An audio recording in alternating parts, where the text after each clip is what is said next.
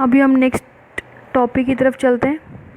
तो नेक्स्ट जो टॉपिक आ जाता है वो आ जाता है हमारा मध्य वर्ग। ठीक है, तो मध्य वर्ग में सबसे पहले आता है सामान्य गुण। तो सामान्य गुण में क्या आ जाता है, प्राय सभी प्रकार के क्या होते हैं जो मध्य होते हैं वो अम्ल रस वाले, उष्ण वीर्य वाले, अम्ल विपाकी होते हैं। ठीक है, उसके बाद नेक्स्ट अगला आता है सूरा। अब क्या हम एक एक करके मध्य के पढ़ेंगे। तो सबसे पहले आ जाता है सूरा।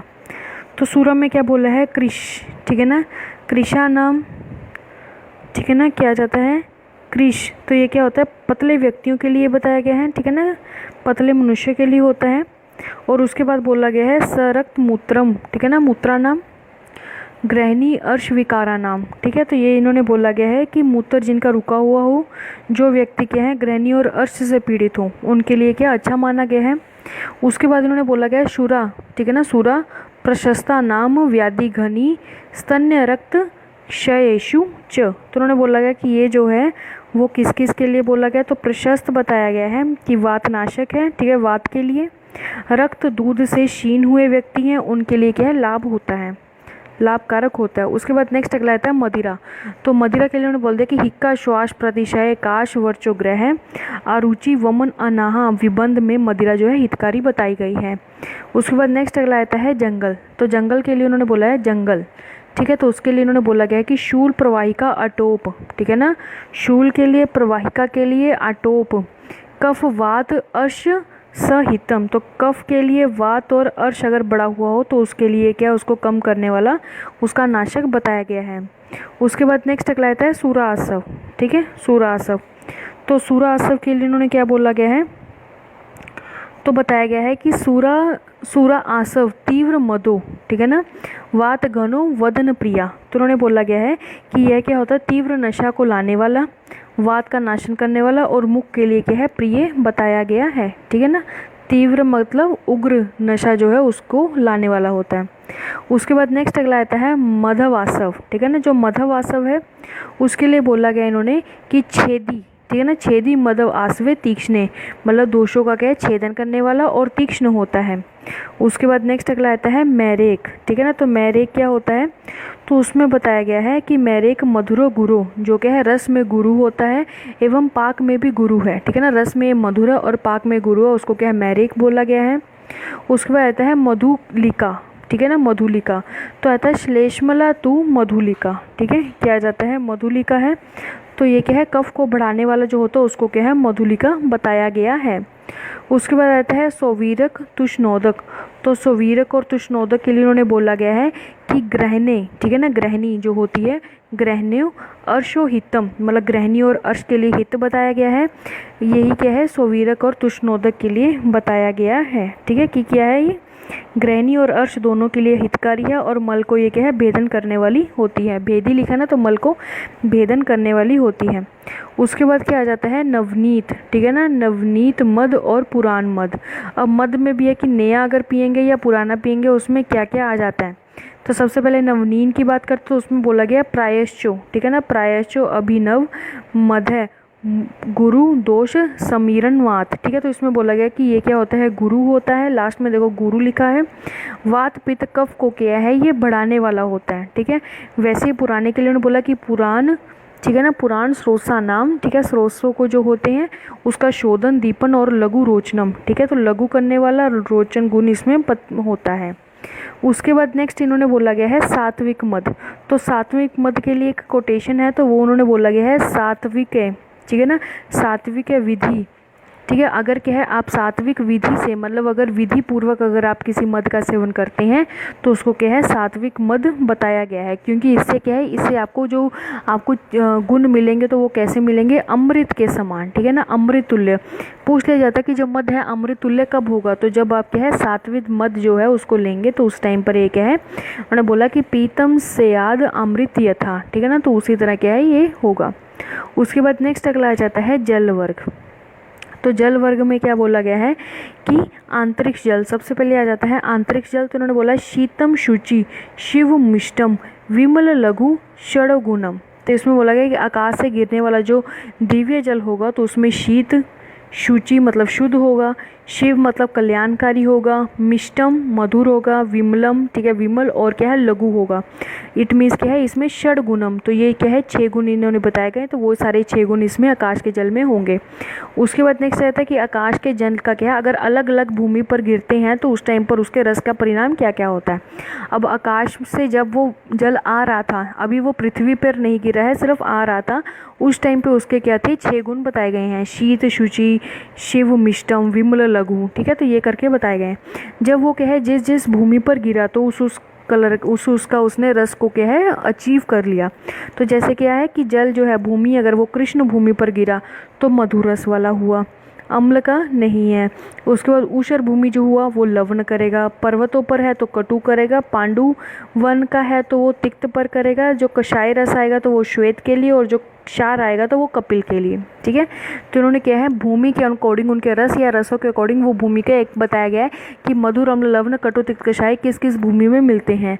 मधुर जो है वो कृष्ण भूमि में, मतलब ब्लैक। उसके बाद लवण है ऊषर भूमि आ गया, कटु के लिए पर्वतों में, तिक्त के लिए पांडु भूमि, उस कषाय के लिए श्वेत, और जो क्षार है उसके लिए कपिल वन बताया गया है।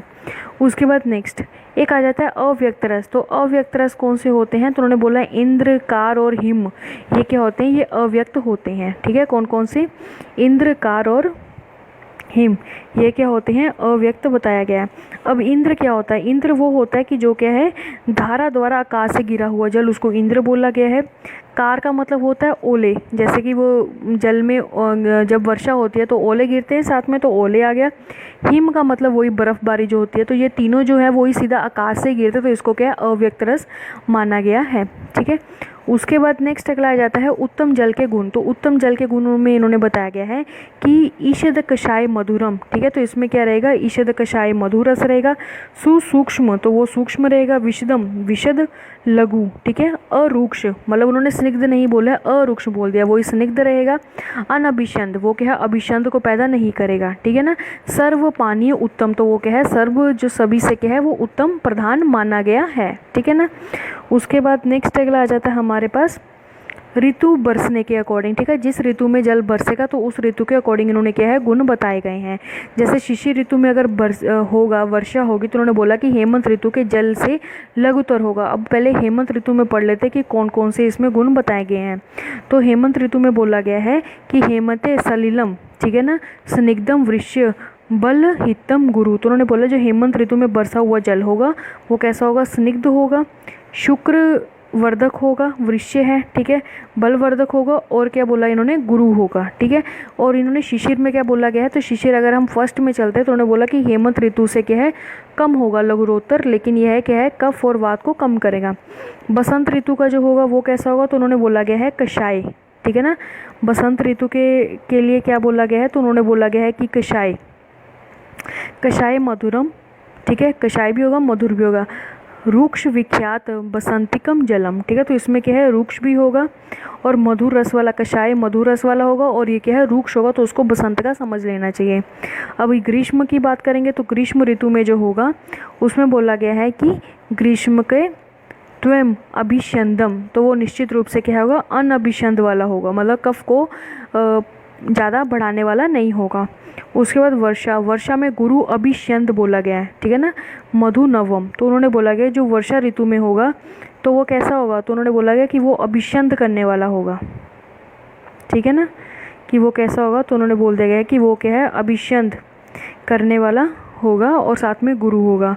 शरद ऋतु, तो शरद ऋतु में क्या बोला गया, इन्होंने बोला है तनु लघु अनभिषंद, ठीक है, तनु होगा मतलब हल्का होगा, लघु होगा, ठीक है, और इन्होंने अनभिषंद बोल दिया है।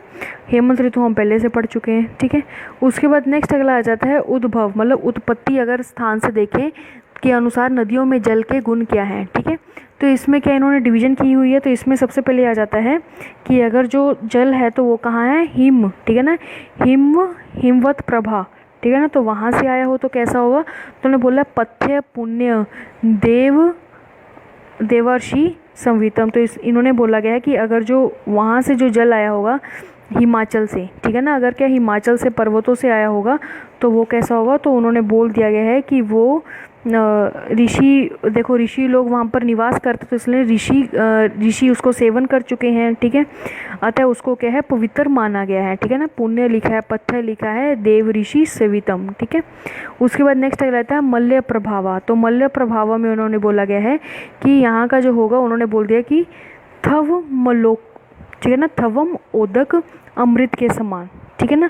तो उन्होंने क्या बोला है कि जो नदियाँ जो है वो क्या है, मलयायन पर्वत से निकलती है, वो क्या है पत्थरों के टुकड़ों के साथ और बालू से बहकर निकलती है, और इसको क्या है स्वच्छ और क्या है अमृत के समान बताया गया है।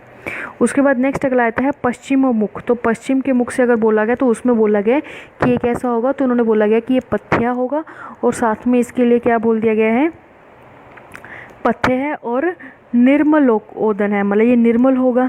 पूर्व समुंदर से होगा तो वो कैसा होगा, ठीक है। तो उन्होंने बोला गया है कि जो पूर्व, देखो पश्चिमी में बोल दिया कि पथ्य और निर्मल होगा, जो पूर्वी होगा उसमें बोला गया है कि मंद वहा, मतलब मंद वेग वाला होगा, और साथ में क्या बोल दिया, गुरु, तो और साथ में गुरु होगा। उसके बाद नेक्स्ट अगला आता है परियात्र, ठीक है ना। परियात्र विंध्य और सह प्रभा। तो उन्होंने बोला गया कि ये कैसा होगा, तो उन्होंने बोला कि शिरोरोग, हृदय रोग, कुष्ठ और क्या आता है शल्यपद, ये क्या होगा, उत्पन्न करने वाला होगा, ठीक है। ये हो गया। उसके बाद नेक्स्ट अगला आ जाता है हमारे पास कि वर्षा जल। तो वर्षा जल में उन्होंने बोला गया कि जो वर्षा का जल होगा वो क्या होगा, सदा ही दोषों को प्रकोप करने वाला होगा, ठीक है ना। उन्होंने लिखा कि वर्षा जल वह न सर्व दोष समीरना। तो हम बोला कि जो वर्षा का जल होगा नदी में क्या है, सदैव ही हमेशा प्रकोपक ही रहता है। नेक्स्ट इन्होंने समुद्र जल के बारे में बताया गया है। तो समुद्र जल के गुणों के बारे में उन्होंने लिखा कि विसरण, ठीक है ना, विसरण त्रिदोषम लवण अम्बु यत वरुण अलियम, ठीक है। तो इसमें बोला गया कि ये क्या है, समुद्र जो जल है वो क्या है, विसरण गंधी वाला होता है। अब याद रखना कि जो समुद्र होता है उसमें क्या है, वरुण जल का निवास रहता है, ठीक है, ये भी बोला जाता है। और ये जो होता है कैसा रहता है, तो विसरण गंधी वाला रहता है। त्रिदोष प्रकोपक बोला गया है, और ये लवण रस के साथ होता है, ठीक है, लवण रस के साथ वाला होता है। इस तरह का जो जल वर्ग है वो समाप्त होता है। उसके बाद नेक्स्ट अगला आ जाता है गोरस वर्ग, ठीक है। गोरस वर्ग में क्या इन्होंने बोला गया, तो इन्होंने बोला गया कि गो दुग्ध, ठीक है, गो दुग्ध। इन्होंने क्या है, गोरस जो गो से हमें प्राप्त होते हैं वो चीज़ें सारी इसमें आ जाएंगी, जैसे कि दूध के बारे में दग्धि तक्र घृत, ठीक है, तो वो सारी चीज़ें हम इसमें पढ़ेंगे। तो सबसे पहले आता है गोरस, ठीक है। इसमें क्या है, सभी जो भी दूध देने वाले जो होते हैं वो सभी के इन्होंने यहाँ पर उसके गुणक्रम बताए गए हैं। तो सबसे पहले आता है गोदुग्ध के बारे में। तो उन्होंने बोला कि स्वादु शीतम मधुर स्निग्ध बहल लक्षण पिछल। तो बोला इसमें मधुर गुण होता है, शीत है, मृदु है, ठीक है, मतलब सॉफ्टनेस है, इसमें कोमलता है, ठीक है, मृदुता है। और इन्होंने बोलते हैं स्निग्ध बहल लक्षण है, पिछल है, मंद गुरु मंद प्रसन्न च गव्यम 10 पेयम। तो उन्होंने बोला कि 10 गुण क्या है इसमें पाए जाते हैं। उसके बाद बोला तद एव गुण एव ओज। तो ओज को भी बढ़ाता है, सामान्य विवर्धनम, ठीक है। उसके बाद उन्होंने बोला कि प्रवर जीवनीय नाम क्षीर मुक्तम रसायनम। तो उन्होंने बोला कि गो दुग्ध सभी जीव पदार्थों में क्या है, श्रेष्ठ और रसायन बताया गया है। नेक्स्ट अगला आता है महिषी दुग्ध। तो महिषी दुग्ध में क्या बोला गया है कि गो दुग्ध से क्या है, गुरुतर शीतर होता है, ठीक है। इस चीज़ का ध्यान रखना है कि ये क्या है, जो महिषी मतलब भैंसे का जो होगा वो क्या है, गुरु होता है और शीत होता है और अधिक स्नेह युक्त होता है, और अनिद्रा एवं क्या है, अत्यधिक रोग की लिए ये क्या हितकर माना गया है, ठीक है ना। ये क्या है, अनिद्रा और अत्यधिक, अगर अग्नि अगर हो, ठीक है ना, मतलब भस्मक टाइप का रोग हो तो उसके लिए अच्छा माना गया है। उसके बाद नेक्स्ट अगला आता है उष्ट्र, ठीक है ना। उष्ट्र जो दुग्ध होगा मतलब ऊँट का जो होगा वो कैसा होगा, तो ईषद लवन रूक्ष, ठीक है, उष्ण लघु होता है। और इन्होंने बोला गया कि शस्तम, तो किसके लिए शस्तम है, तो वात कफ, ठीक है ना, वात कफ का अगर दोष रोग है तो दोष है उसमें प्रकोपित, अना है, कृमि है, शोफ है, ठीक है, अर्श है तो उसमें क्या है, उदर अर्श, तो उसमें क्या है, अगर वो रोग है तो उसको क्या है, समाप्त करता है, नष्ट करता है। नेक्स्ट अगला आता है घोड़ी दुग्ध। तो घोड़ी के लिए बोला गया है कि बल्य स्थैर्य कर सर्वम उष्णम होता है, ठीक है। और उन्होंने बोला स अम्लक स लवणम रूक्षम शाखा वातहरम, ठीक है, लघु। तो उन्होंने बोला गया कि ये क्या अम्ल लवण रस वाला होता है, रूक्ष होता है, जो शाखा होती हैं, ठीक है, उसमें क्या है, वात को कम करने वाला होता है, और ये क्या होता है, लघु होता है। उसके बाद नेक्स्ट अगला आता है अजय। अजय दुग्ध के लिए उन्होंने बोला गया कि छांग, ये क्या होता है, कटु कषाय और मधुर रस वाला होता है, शीत होता है, ग्राही, ठीक है, ये कर्म करने वाला होता है। रक्त पित्त जो होगा, ठीक है ना, रक्त पित्त अतिसार जो होगा उसको क्या है, खत्म करने वाला होगा। क्षय काश ज्वर की को इसको भी क्या है, नाश करने वाला होता है, अपम लिखा हुआ है। उसके बाद आता है आविक दूध। तो आविक दूध के लिए बोला कि हिक्का श्वास काश तूष, ठीक है ना, तूषण पित्त श्लेष्म आविकम, ठीक है। अब हस्ती दूध के लिए उन्होंने बोला गया कि हस्ती नाम पयो बलम गुरु स्थैर्य कर्म परम, ठीक है ना। तो जो हाथिनी का होगा तो वो कैसा होगा, तो उन्होंने बोला गया है कि वो बल्ले होगा, गुरु होगा, स्थिरता लगा लाने वाला होगा। स्त्री दूध के लिए उन्होंने बोला गया है कि ये क्या है, जीवनीय भृंगन सातम्य, ठीक है, स्नेहनम मनुष्यम पेया। याद रखना क्या है, जीवन भृंगनीय, जीवनीय भृंगनीय सातमय है और स्निग्धता उत्पन्न करने वाला ये मनुष्य के लिए पेया है। नावनम, ठीक है, नावनम रक्त पित्त च तर्पणम च अक्षी शूलम। तो उन्होंने बोला गया कि ये क्या करता है, तो नस्से के लिए अच्छा है, रक्तपित्त के लिए अच्छा है और आँखों के शूल के लिए भी क्या है, इसको अच्छा माना गया है। उसके बाद नेक्स्ट अगला आता है दग्धी। तो दग्धी के लिए इन्होंने क्या बोला गया है, तो दग्धी के लिए इन्होंने बोला गया कि दग्धी के गुण मतलब दही के, तो दही के गुण के लिए इन्होंने बोला गया कि रोचनम दीपनम वृश्यम, ठीक है, स्नेह बल वर्धनम। तो ये क्या रोचन करता है, दीपन है, शुक्र जो है उसको बढ़ाता है, वर्धक है, बलवर्धन है, ठीक है। पाके अम्ल, ठीक है ना, पाके अम्ल, तो ये क्या है, विपाक में अम्ल होता है, उष्ण होता है, वात को कम करने वाला होता है। इसको मंगल जो मंगलयाय मतलब इसको क्या है, मंगल चीज़ों में रखा गया है, ठीक। और भृंगन है और साथ में ये क्या है, दग्धी के गुण बताए गए हैं। अब दग्धी कब कब नहीं लेना चाहिए, निषेध कब है, तो उन्होंने बोला कि शरद ग्रीष्म च बसंतेषु प्रायश दग्धी ग्रहीतम। उन्होंने बोला कि शरद ग्रीष्म वसंत ऋतु में तथा रक्तपित्त कफज विकारों में क्या है, दग्धी का सेवन नहीं करना चाहिए, ठीक है। उसके बाद एक दग्धी होता है, एक होता है मंदक। तो मंदक क्या होता है, तो मंदक उन्होंने बोला कि जो दही जो है वो अच्छी तरह से ना जमा हुआ, उसको हम क्या बोल देते हैं, मंदक बोल देते हैं। तो मंदक के लिए उन्होंने बोला गया है कि जो मंदक है वो क्या है, त्रिदोषम, ठीक है, वो क्या है, त्रिदोष को पैदा करता है, प्रकोपक है। दग्धी की मलाई, अब दही की मलाई उन्होंने बोला कि वात घन होती है और शुक्रल होती है। अब दही का जो मंड है उसके लिए बोला कि श्लेष्म अनिलहन, ठीक है ना। तो ये क्या करते हैं, जो श्लेष्म मतलब कफ और जो वात है उसको क्या कम करते हैं, और स्रोसु विशोधनम, और स्रोसों का क्या करते हैं, शोधन करते हैं, ठीक है। नेक्स्ट अगला आता है तक्र। तो तक्र के लिए उन्होंने क्या बोला कि तक्र के गुण के लिए बोला कि शोफ अर्श ग्रहणी मूत्र कृच उदर रोग और रुचि को ये क्या करता है, नष्ट करता है। अब साथ में तक्र के लिए अगर हमने जब हमने यवागु पढ़ी थी तो उसमें हमने पढ़ा था कि स्नेह के व्यापाद हो तो उसमें हम तक्र यूज़ करते हैं, तो वही है, स्नेह व्यापाद पांडु रोग विष विकार में क्या है, इसका प्रयोग किया जाता है। नवनीत के गुण, तो नवनीत जो होता है उसको मक्खन बोल देते हैं, तो संग्राहिक है, दीपनीय है, हृदय है, नवनीत, ठीक, नव उदकृतम है, ग्रहणी अर्श आदृत और अरुचि नाशक बताया गया है। नेक्स्ट अगला आ जाता है घृत। तो घृत के गुणों के बारे में बताया गया है, समृद्धि, बुद्धि, अग्नि, शुक्र, ठीक है, ओज, कफ और मेद को बढ़ाने वाला होता है। पित्त, वात और पित्त को कम करने वाला, घन है, वात पित्त घन है, सभी प्रकार के क्या है, विष विकार, उन्माद, राजक्षमा, ज्वर, इन सभी विकारों को क्या है, दूर करता है। जीर्ण ज्वर, ठीक है, पुराना घृत, ठीक है, जीर्ण अगर क्या है, जीर्ण घृत हो जाए, ठीक है, याद रखना। वैसे जो जीर्ण ज्वर होता है उसमें भी जो घृत होता है वो काफ़ी अच्छा माना गया है, ठीक है ना, अगर आप निदान स्थान पढ़ेंगे उसमें आएगा।